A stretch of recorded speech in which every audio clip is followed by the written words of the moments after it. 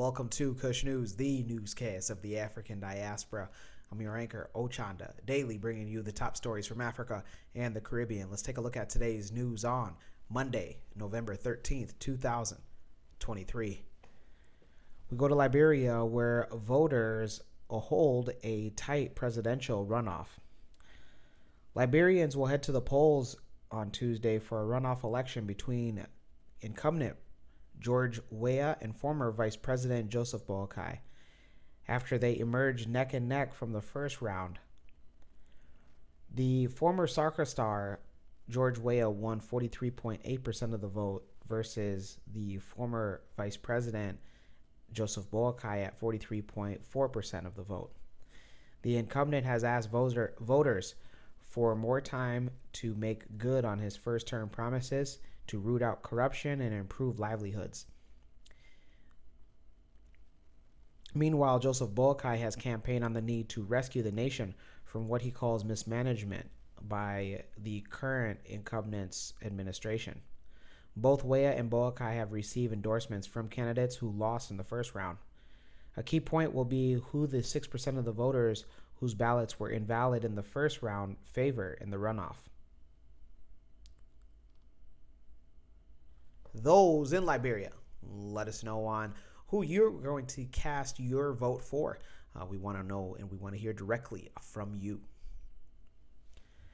Let's go to East Africa and Kenya, where a treaty to end global plastic pollution has advanced in Nairobi. In Nairobi, efforts to create a landmark treaty to end global plastic pollution took place on Monday in Kenya's capital. Global nations, including petrol companies and environmentalists, gathered to draft a language for the treaty for the first time. The gathering in Nairobi is the third in a 5-meeting schedule intended to complete negotiations by the end of this calendar year. Kenya's President William Ruto called the treaty the first domino in a shift away from plastic pollutions. I reiterate my confidence in your ability to get this done, to repay the faith humanity has placed on you to deliver this moment in history.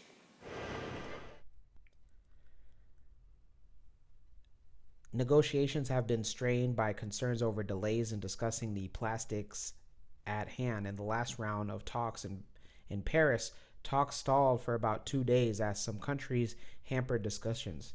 The power dynamics and positions of different delegations became clear in the first 2 rounds. The echo of the same positions as in international climate talks, and with good reason. Plastics is largely made from crude oil and natural gas, giving oil-producing countries and companies a large stake in the treaty. Global negotiators last met in Paris back in June and agreed to produce an initial treaty before reconvening in Nairobi. The draft was published early this September. Kenya is a global leader in fighting plastic pollution. Back in 2017, the country banned the manufacture, sale, and use of single-use plastic bags, and one of the strictest bans on products. 2 years later, back in 2019, Kenya banned single-use plastics such as straws and PET bottles from parks, forests, and beaches.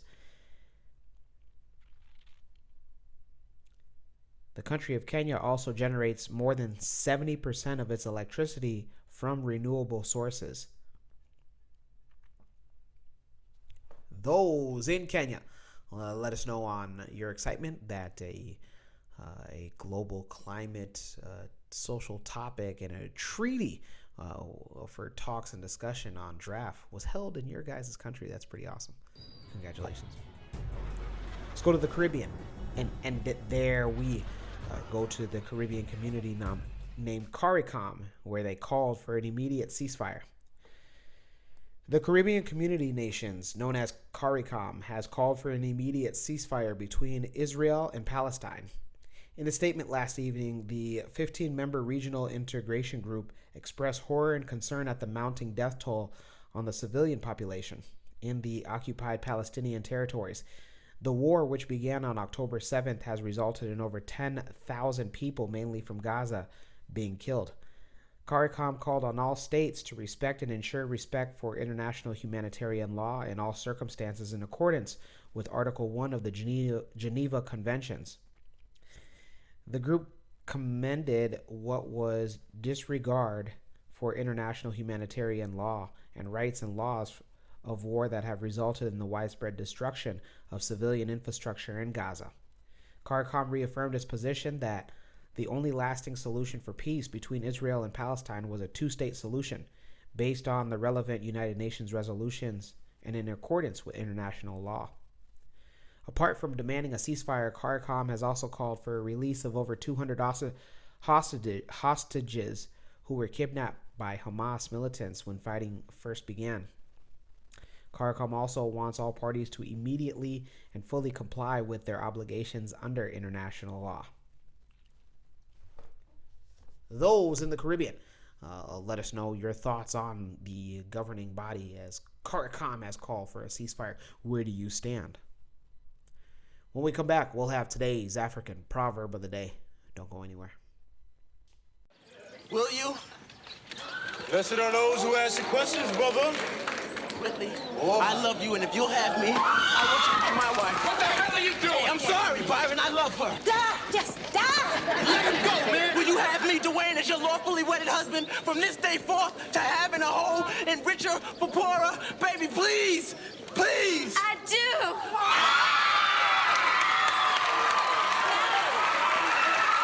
Wait, you all heard it? You heard it? She said and I do! But to whom? Well,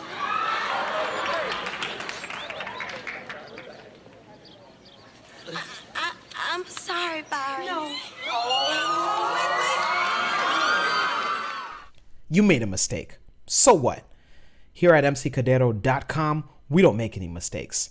For your next wedding, second wedding, third wedding, fourth wedding, hell, even your fifth wedding, book us at www.mccadero.com, the official website of the #1 MC in the game.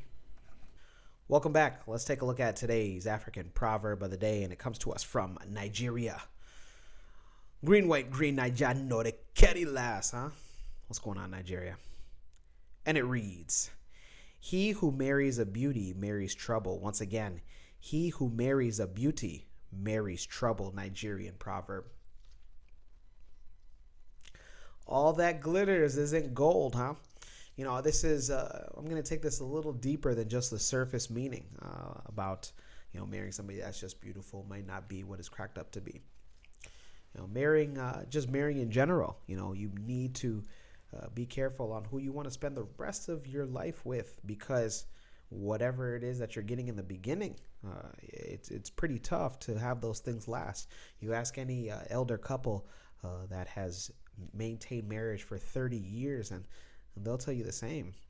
So, you know, I'd say seek advice from them. I'm not a love or relationship expert by any means, but I'd say get the advice from them, and maybe you'd be surprised on what they have to say.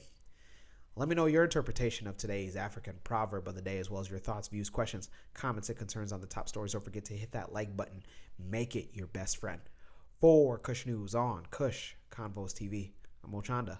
We'll see you soon.